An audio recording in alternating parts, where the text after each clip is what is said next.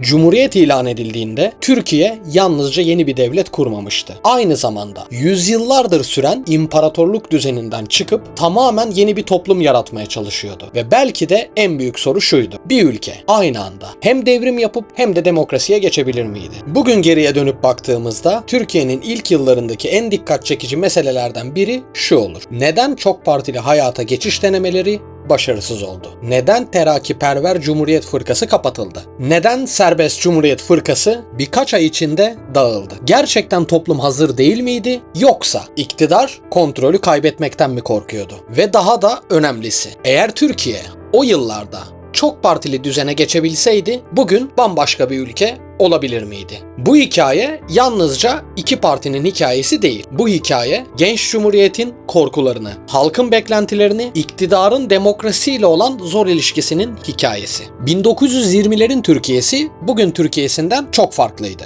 Savaştan çıkmış bir toplum, yıkılmış bir ekonomi. Okuma yazma oranı %10'un altında. Tarikatların, aşiretlerin, yerel güç odaklarının hala çok etkili olduğu bir yapı.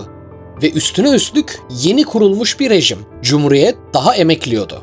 Osmanlı'nın son dönemi aslında demokrasiye tamamen yabancı değildi. 1876'da Kanuni Esası ilan edilmiş ve meclis açılmıştı. 1908'de ikinci meşrutiyetle birlikte yeniden çok partili bir atmosfer doğmuştu. Gazeteler, siyasi partiler, seçim tartışmaları vardı. Ama sorun şuydu: Osmanlı'daki bu özgürlük ortamı uzun ömürlü olmamıştı. Balkan Savaşları, Babali baskını, İttihat ve Terakki'nin giderek sertleşen yönetimi, ardından Birinci Dünya Savaşı. Yani Osmanlı'nın son demokrasi deneyimi kaosla sonuçlanmıştı. Cumhuriyet kadrolarının zihninde işte bu travma vardı. Onlara göre kontrolsüz siyaset devleti parçalayabilirdi. Bu yüzden Cumhuriyet'in kurucu kadrosu için istikrar neredeyse kutsal bir kelimeydi. Özellikle Mustafa Kemal Atatürk ve çevresindeki kadrolar şuna inanıyordu: önce devrimler yerleşmeliydi. Önce devlet sağlamlaşmalıydı. Önce ülke modernleşmeliydi.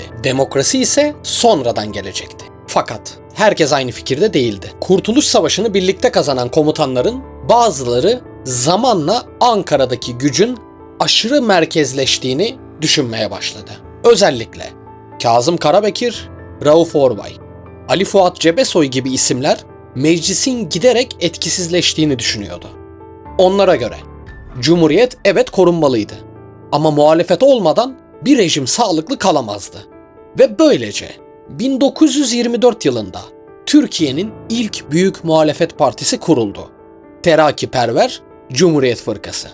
İsmi bile dikkat çekiciydi: Terakkiperver, yani ilerlemeci. Parti programında liberal ekonomi vardı. Yerel yönetimlerin güçlendirilmesi vardı. Ve en tartışmalı ifade de şuydu: dini düşünce ve inançlara saygılıdır. Bugün kulağa sıradan gelebilir ama o dönem için bu cümle çok kritikti. Çünkü Cumhuriyet yönetimi dine dayalı eski düzenin geri dönmesinden korkuyordu. Halifelik kaldırılmıştı, şeriye vekaleti kapatılmıştı. Tekke ve zaviyelerin etkisi kırılmaya çalışılıyordu. İşte tam bu noktada Türkiye'nin kaderini değiştiren olaylardan biri patladı: Said İsyanı. 1925'te doğuda başlayan bu isyan yalnızca etnik değil, aynı zamanda dini bir karakter taşıyordu. İsyancılar hilafet çağrıları yapıyor, Cumhuriyet reformlarını hedef alıyordu. Ankara için bu yalnızca bir ayaklanma değil, bu rejime yönelik ölümcül bir tehditti. Ve iktidarın gözünde Terakkiperver fırka artık sadece bir muhalefet partisi değil, potansiyel bir tehlikeydi. İsyanla parti arasında doğrudan bağ kanıtlanamadı ama hükümet şunu düşündü: muhalefetin yarattığı atmosfer rejim karşıtlarını cesaretlendiriyordu. Ardından çok sert önlemler geldi. Basın susturuldu. Muhalif gazeteler kapatıldı. İstiklal mahkemeleri yeniden kuruldu. Ve birkaç ay sonra Terakkiperver Cumhuriyet Fırkası kapatıldı. Böylece Türkiye'nin ilk çok partili demokrasi denemesi sona erdi. Şimdi burada kritik soru şu: gerçekten başka seçenek var mıydı? Cumhuriyet kadroları açısından bakarsanız tablo korkutucuydu. Ülke yeni kurulmuştu. İsyanlar vardı. Dış tehdit korkusu vardı. Ekonomi çökmüştü. Toplum hala büyük ölçüde gelenekseldi. Onlara göre sertlik bir tercih değil, zorunluluktu. Ama eleştirenler başka bir şey söylüyor. Muhalefet daha doğmadan bastırıldı. Devlet güvenliği gerekçesiyle siyasal rekabet yok edildi ve Türkiye'de demokrasi kültürünün gelişmesi geciktirildi. Aslında iki tarafında korkuları gerçekti. Cumhuriyetin elitleri Osmanlı'nın son dönemindeki gibi dini siyasetin yeniden merkeze gelmesinden korkuyordu. Muhalifler ise tek adam yönetimine dönüşmekten. Ve ilginç olan şu, her iki korku da Türkiye tarihinde zaman zaman yeniden ortaya çıktı. Fakat hikaye burada bitmedi. 1930'a gelindiğinde dünya değişiyordu. 1929 büyük buhran ekonomileri sarsmıştı. Türkiye'de ciddi ekonomik sıkıntılar vardı. Halkın memnuniyetsizliği artıyordu. Ve bu kez çok ilginç bir şey oldu. Bizzat Mustafa Kemal Atatürk kontrollü bir muhalefet partisi kurulmasını istedi. Çünkü tek partili sistemin denetlenmeye ihtiyacı olduğunu düşünüyordu. Halkın nabzını ölçmek istiyordu. Ekonomik eleştirilerin meclis içinden konuşulmasını istiyordu. Ve yakın arkadaşı Fethi Okyar yeni bir parti kurdu. Serbest Cumhuriyet Fırkası. Başlangıçta her şey kontrollü görünüyordu. Parti rejime bağlıydı. Atatürk'e karşı değildi.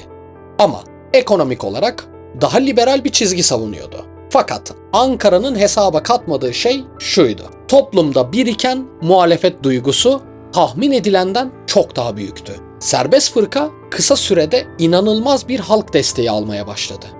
Mitingler, büyük kalabalıklar oluşuyordu. İnsanlar yalnızca ekonomik sorunları değil, devlet baskısını da konuşuyordu. Ve bazı yerlerde rejim karşıtı gruplar yeniden görülmeye başladı. Özellikle İzmir mitingi Ankara'yı ciddi şekilde korkuttu. Çünkü olay artık kontrollü bir muhalefet deneyinden çıkıyordu. Cumhuriyet elitleri şunu hissetmeye başladı. Eğer bu süreç devam ederse bu hareket rejim karşıtlarının merkezi haline gelebilir. Ve birkaç ay sonra Fethi Okyar partiyi kendi isteğiyle kapattı. Evet, Türkiye'nin ikinci çok partili hayat denemesi de başarısız oldu. Ama asıl mesele şimdi başlıyordu. Çünkü Türkiye artık şu gerçekle yüzleşmişti. Sorun yalnızca parti kurmak değildi. Sorun devletin muhalefete ne kadar tahammül edeceğiydi. Tek parti yönetimi sonraki yıllarda daha da güçlendi. 1930'lar boyunca devlet toplumu dönüştürmeye odaklandı. Harf devrimi,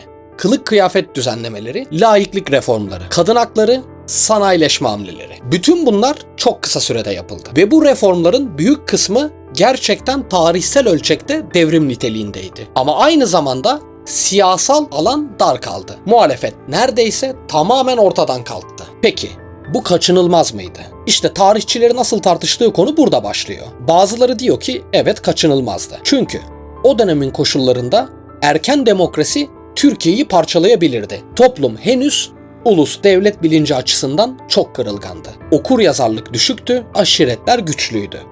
Din siyasette çok etkiliydi. Bu görüşe göre Cumhuriyet önce devleti kurtardı. Sonra demokrasiyi getirdi.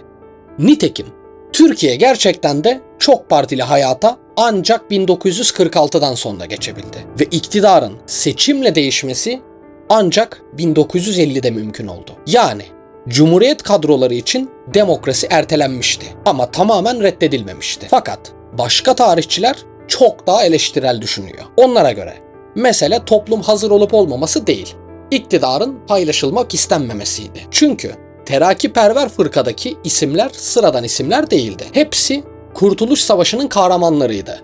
Cumhuriyet karşıtı değillerdi. Sadece daha çoğulcu bir sistem istiyorlardı. Bu görüşe göre Türkiye'de muhalefetin sürekli tehdit gibi görülmesi sonraki yıllarda siyasi kültürü de şekillendirdi. Yani mesele yalnızca 1925 ya da 1930 değildi. Türkiye'de devlet ile muhalefet arasındaki güvensizlik kültürü o yıllarda kökleşti ve belki de bugün bile tamamen bitmedi. Şimdi en ilginç soruya gelelim. Eğer terakkiperver fırka kapatılmasaydı ne olurdu? Belki Türkiye çok daha erken demokratikleşirdi. Belki asker siyaset ilişkisi farklı gelişirdi. Belki tek parti kültürü bu kadar güçlenmezdi. Ama başka bir ihtimal daha var. Belki Cumhuriyet ciddi bir kriz yaşardı. Belki dini ayaklanmalar büyürdü. Belki ülke yeni darbeler ve iş çatışmaları ile sarsılırdı. Çünkü unutmayalım, 1920'ler Avrupa'sı bile demokrasiler açısından oldukça karanlık bir dönemdi. İtalya'da Mussolini yükseliyordu. Almanya'da demokrasi çökecekti. İspanya iç savaşa gidiyordu. Sovyetler otoriterleşmişti. Yani dünya genelinde demokrasi zaten kırılgandı. Türkiye'nin yaşadığı kriz tamamen benzersiz değildi. Aslında Cumhuriyet'in ilk yıllarındaki temel çelişki şuydu: özgürlük olmadan modernleşme olur mu? Ve güçlü devlet olmadan demokrasi yaşayabilir mi? Türkiye uzun süre ilk soruya evet cevabı verdi. Ama ikinci sorunun cevabı hala net değil. Çünkü Türkiye'nin siyasi tarihi boyunca aynı gerilim tekrar ortaya çıktı. Güvenlik mi, özgürlük mü? Devletin bekası mı, çoğulculuk mu? İstikrar mı, demokrasi mi? Ve ilginç olan şu: her dönem kendi cevabını verdi. Ama hiçbir cevap tartışmayı tamamen bitirmedi. Bugün geriye baktığımızda terakkiperver serbest fırka deneyimleri yalnızca başarısız siyasal girişimler gibi görünmedi. Bunlar aslında Cumhuriyet'in karakterini belirleyen dönüm noktalarıydı. Çünkü o yıllarda verilen kararlar Türkiye'de devletin vatandaşa nasıl baktığını, muhalefetin ne kadar meşru kabul edileceğini ve siyasetin sınırlarını büyük ölçüde şekillendirdi. Belki Türkiye'nin demokrasi hikayesi aslında tam olarak da burada başladı. Muhalefet ortaya çıktığı anda tehdit olarak görülmesinde ve hala şu sorunun kesin bir cevabı yok. Türkiye gerçekten çok partili hayata hazır değil miydi? Yoksa demokrasi için gereken riskleri almaya cesaret edemedi mi? Belki gerçek cevap ikisinin tam ortasında bir yerdeydi. Çünkü genç cumhuriyet hem korkuyordu hem de haklı sebeplerle korkuyordu. Ama korku bazen devletleri korur, bazen de onları daha içine kapalı hale getirir. Türkiye'nin erken çok partili hayat deneyimleri işte tam olarak böyle bir dönemin aynasındaydı. Bir yanda devrim yapmaya çalışan genç bir devlet, diğer yanda söz hakkı isteyen bir toplum. Ve ikisinin çarpışması Cumhuriyet tarihinin en büyük kırılmalarından birini yarattı. Peki siz ne düşünüyorsunuz? Türkiye o yıllarda demokrasi için gereken riski alsaydı bugün bambaşka bir ülke olur muydu? Yorumlarda buluşmak üzere. Bizi izlediğiniz için teşekkür ederiz. Sıradaki videoda görüşmek üzere, hoşça kalın.